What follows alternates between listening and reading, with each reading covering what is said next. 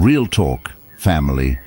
Have you ever backed yourself into a corner, completely emptied your bank account, or drained your own mental battery just to save someone else? You were the one who picked them up from the airport at 3 a.m. You were the one who lent them money when they couldn't pay rent. You were the one who listened to them cry about their toxic ex for 6 hours straight. And how did they reward you?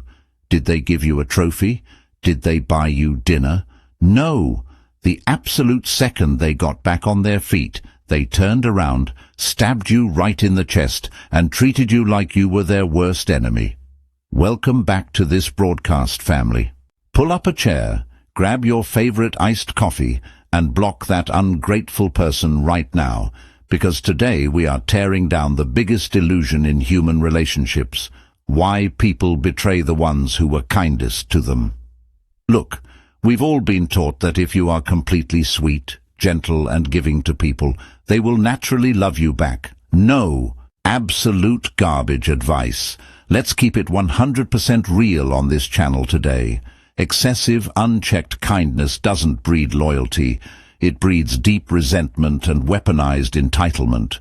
Today, with the help of our favorite psychological uncle and shadow work king, Carl Jung, we are breaking down the terrifying dark psychology of why being too good to someone is a fast-track ticket to getting crossed. If you are ready to stop being the free buffet for psychological vampires, smash that like button, drop a broken heart or a shield emoji in the comment right now to show you're closing down the free shop. And big love to the day ones already lighting up the super chats and sending those gifts. You guys keep this channel running and the energy immaculate. Let's jump straight into our very first pillar. Let's start with a truth bomb that is going to completely flip your brain upside down. When you do a massive favor for a low-character person, when you save them from a disaster, you think they look at you with pure gratitude. You think they think, wow, what an angel, I'm so blessed to have them. Spoiler alert, they actually hate you for it. Yes, you heard me right. When you are constantly kind to someone who is struggling, your very presence becomes a walking, talking mirror that shows them their own weakness, their own failures, and their own incompetence. Every time they look at your generous face, they are reminded of the fact that they couldn't survive without your help. Carl Jung had an incredible concept about the ego versus the shadow. A low-value person's ego cannot handle feeling inferior to you. They can't handle the debt of gratitude. It is a massive psychological weight.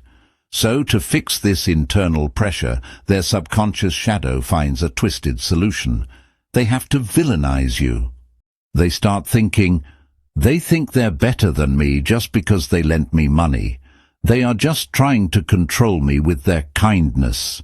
Instantly, they turn your pure generosity into an act of manipulation in their own head. They switch the script so that they are the victim and you are the arrogant oppressor. This is why they betray you with such a cold heart, because in their distorted, insecure mind, stepping on you is how they reclaim their power and break free from your shadow. Let's see it in the comment right now. Drop a truth in the comments if you've ever saved someone from a massive mess, only for them to start acting completely cold and bitter toward you afterward. Let me see the comments. Stop giving life support to people who are mad at you for breathing. Which leads us perfectly to our next heading. Now, let's talk about how the human brain gets addicted to bad behavior. When you are a naturally kind, empathetic person, you have a bad habit of giving people unconditional passes. They make a mistake, you forgive them. They disrespect your time, you say, "Oh, it's totally fine, don't worry about it." They take your things without asking, and you smile to keep the peace. You think you are teaching them how to be loving. But let's look at the real behavioral psychology here. You aren't teaching them love. You are literally training them to become a parasite. Think about it like this. If you walk up to a vending machine, put 0 coins inside, hit the button, and a cold soda drops out every single time, are you going to respect the machine? No, you're going to look at that machine like a broken piece of equipment that gives out free stuff. You will keep hitting that button until the machine is completely empty. And the one day you press the button and a free soda doesn't come out, you won't say, "Oh, thank you, machine, for the 50 free sodas you gave me last month." No, you're going to kick the machine, swear at it, and call it garbage because your free supply got cut off. That is exactly how a user treats your kindness. They don't view your generosity as a sacrifice. They view it as the new baseline. They feel entitled to your energy. Carl Jung explicitly warned us that the world exists only because of oppositions. If you do not bring any opposition, if you do not bring any boundaries or teeth to the table, you are creating a monster. The moment you finally say no because you're tired, or because your own bills are due, they will treat your boundary like an act of war. They will betray you because you stopped providing the free sodas. They don't care about the years of loyalty you gave them. They only care that the shop is closed. But why do they turn around and bite the hand that literally fed them? Why go out of their way to ruin my reputation? Oh, let's get into the dark side of this loop, family, because this is where the super chats usually start flying. When a psychological vampire betrays a kind person, they have a massive problem. They know what they did was evil. The rest of the world knows what they did was evil. So, to survive the social shame, they have to run a complete smear campaign against you. They will go to your mutual friends, your family, or your co-workers, and they will spin the wildest, most dramatic fictional stories. They will say, in a dramatic gossiping voice, "Oh, you have no idea how toxic they actually are behind closed doors. They only helped me so they could hold it over my head. I had to escape." They are projecting their own dirty shadow straight onto your clean canvas. Carl Jung famously wrote that the healthy man does not torture others. Generally, it is the tortured who turn into torturers. Do you know what that means?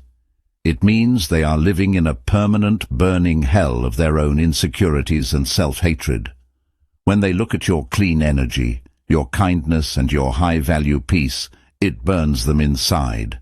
They cannot match your level, so the only way they can feel equal to you is to drag your reputation down into the mud with them. Oh, wow. Massive shout-out to Michelle for the wonderful super chat. Michelle says, "I let my sister live with me rent-free for a year. The month I asked her to help with the electric bill, she moved out and told our entire family I was financially abusing her." Jung is spot on. Michelle, thank you for sharing that live, Queen. Let's get some crown and shield emojis in the comment for Michelle right now. Your sister didn't leave because you were bad. She left because her free ride crashed into a boundary. That is spiritual alchemy in real life. Let's take this conversation to a completely beautiful, lively level where we can find our happiness again. Jung spent decades studying ancient alchemy, the science of taking heavy, useless, ugly lead and heating it up under intense pressure until it transforms into pure, shining gold. When you get betrayed by someone you were kind to, you get hit with a massive rush of toxic lead, anger, heartbreak, the urge to seek revenge, and the obsession with wanting to clear your name. If you stay in that anger, you are letting them win. You are handing them a remote control to click buttons on your emotions from across town. The high-value Jungian solution? You must perform alchemy and turn that anger into absolute indifference. Indifference is the ultimate boss-level superpower. It is 10 times more lethal than revenge. Revenge means you still care. Revenge means you are still thinking about them in the shower. But indifference means they are dead to you. They are a ghost. They are a zero on the scoreboard of your life.